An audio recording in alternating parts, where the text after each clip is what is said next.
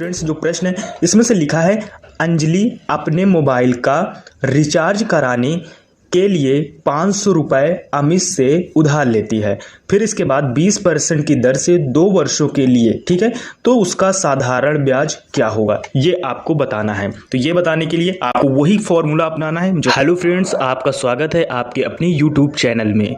जी हाँ फ्रेंड्स, आज जो हमारा टॉपिक है उसमें से हम आपको बताएंगे कि साधारण ब्याज कैसे निकालें, यानी कि आप सिंपल इंटरेस्ट कैसे निकालें।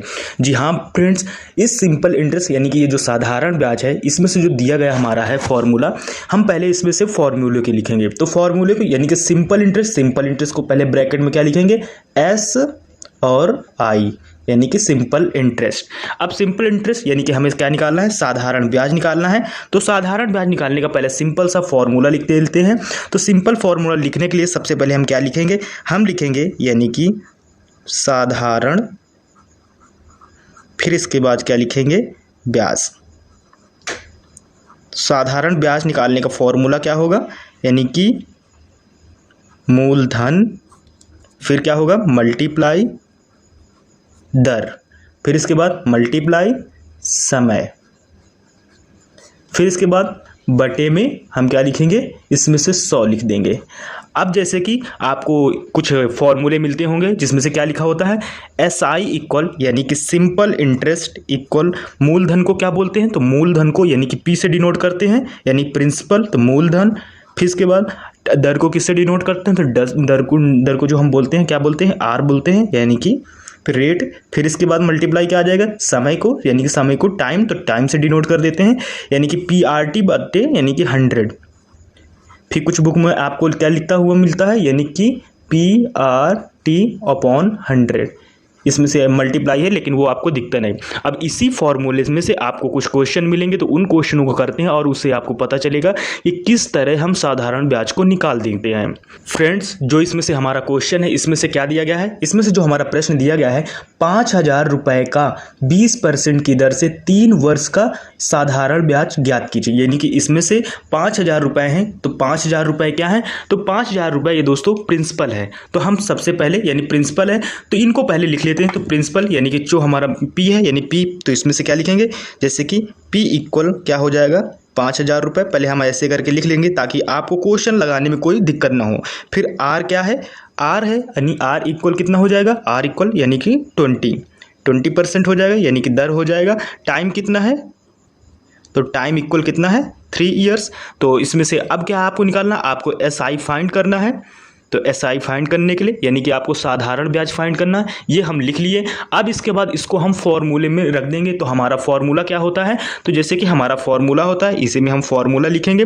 तो फॉर्मूले को लिख लेंगे। तो इसमें से क्या होता है, मैंने आपको जैसे मूलधन यानी एस आई इक्वल क्या हो जाएगा, यानी प्रिंसिपल पी गुणे यानी कि आर गुणे टी बटे क्या हो जाएगा 100। ये तो हो गया दोस्तों, यानी कि लिख लिया गया। थोड़ा पहला प्रश्न तो आपको थोड़ा लॉन्ग लगेगा, बाकी क्वेश्चन बहुत आसानी हो जाएंगे जब आपको फार्मूले रट जाएंगे। अब जैसे कि अब इसके बाद हम क्वेश्चन लगाना शुरू करते हैं। ये जैसे हमारा फॉर्मूला, तो पी कितना है, अब पी की जगह हम ये यानी कि जो वैल्यू दी गई है उसको पुट कर देंगे।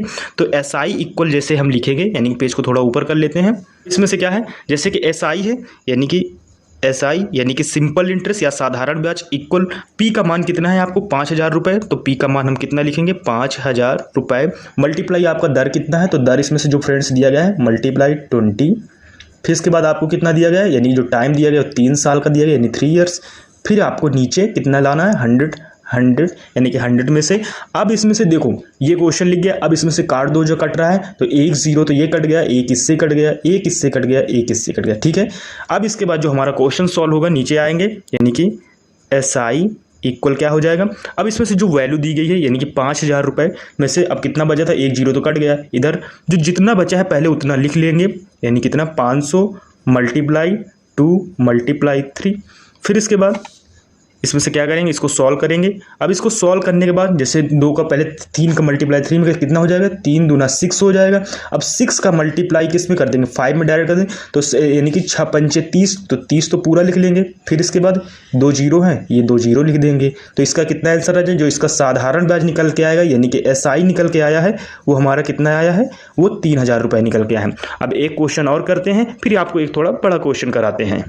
अब फ्रेंड्स इसमें से जो हमारा आता है यानी कि दूसरा क्वेश्चन आता है। अब दूसरा क्वेश्चन क्या है इसमें से, जैसे कि दिया गया है 5,000 रुपए की राशि पर 8% की दर से 3 वर्ष के लिए साधारण ब्याज ज्ञात होगा। तो क्या ज्ञात कीजिए, इसको हमें निकालना है, साधारण ब्याज निकालना है। तो फ्रेंड्स ये साधारण ब्याज निकालने के लिए हमें क्या है, मैंने आपको अभी फॉर्मूला बताया। तो फॉर्मूला क्या होता है, तो फॉर्मूला होता है SI इक्वल PRT बटे 100।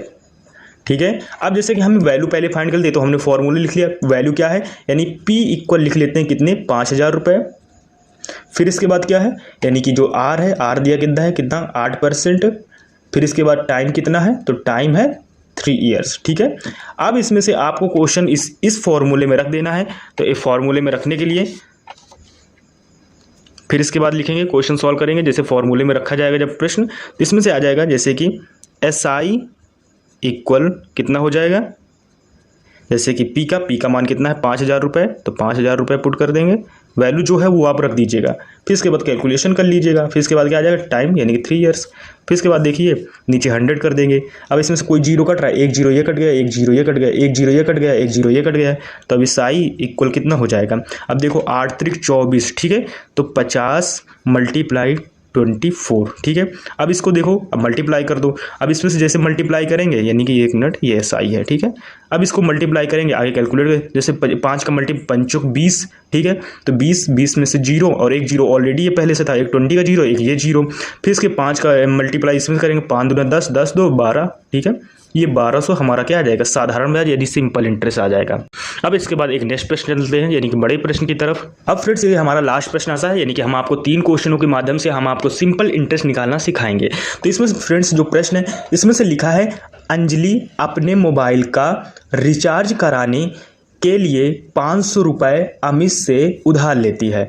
फिर इसके बाद 20% की दर से 2 वर्षों के लिए, ठीक है, तो उसका साधारण ब्याज क्या होगा, ये आपको बताना है। तो ये बताने के लिए आपको वही फॉर्मूला अपनाना है जो मैंने आपको बताया है। यानी क्या लिखेंगे आप इसके नीचे, तो यानी कि आपको SI इक्वल यानी कि PRT बटे 100। ठीक है, जैसे कि मल्टीप्लाई है। फिर इसके बाद इसी फॉर्मूले में रख के, यानी कि P की वैल्यू कितनी है, अगर P देखा जाए तो इसमें से 500 रुपये दिया गया है। R की वैल्यू देखी जाए तो कितनी दिया गया है, तो R की वैल्यू 20% दिया गया है। फिर इसके बाद इसमें से टाइम कितना दिया गया है, तो टाइम इसमें से दिया गया है 2 ईयर्स। ठीक है। अब इस प्रश्न को सॉल्व करना है। अब इस प्रश्न को इसी फॉर्मूले में रख देंगे। तो फॉर्मूले में रखने के मतलब यानी कि इसमें से SI इक्वल क्या हो जाएगा, इसमें से जैसे P का वैल्यू है कितना है 500 मल्टीप्लाई 20 मल्टीप्लाई 2 अपॉन कितना हो जाएगा 100। ये हमारा क्वेश्चन ऐसे सॉल्व होगा। इसी को कैलकुलेट करना है। तो ये कैलकुलेट करने के लिए कैसे करेंगे, यानी कि देखो अब इसमें से 20 का मल्टीप्लाई इसमें से कीजिएगा, 20 का मल्टीप्लाई यानी कि 20 से नहीं, पहले हम जीरो काट लेते हैं। ये जीरो कट गया, ये जीरो कट गया, ये जीरो कट गया। अब देखो इस 2 का मल्टीप्लाई, अब जो बचा हुआ पहले उसको लिख लेते हैं, नहीं तो आप कन्फ्यूज हो जाएंगे। यानी 50 मल्टीप्लाई 50 बचा था, ठीक है, 2 मल्टीप्लाई 2।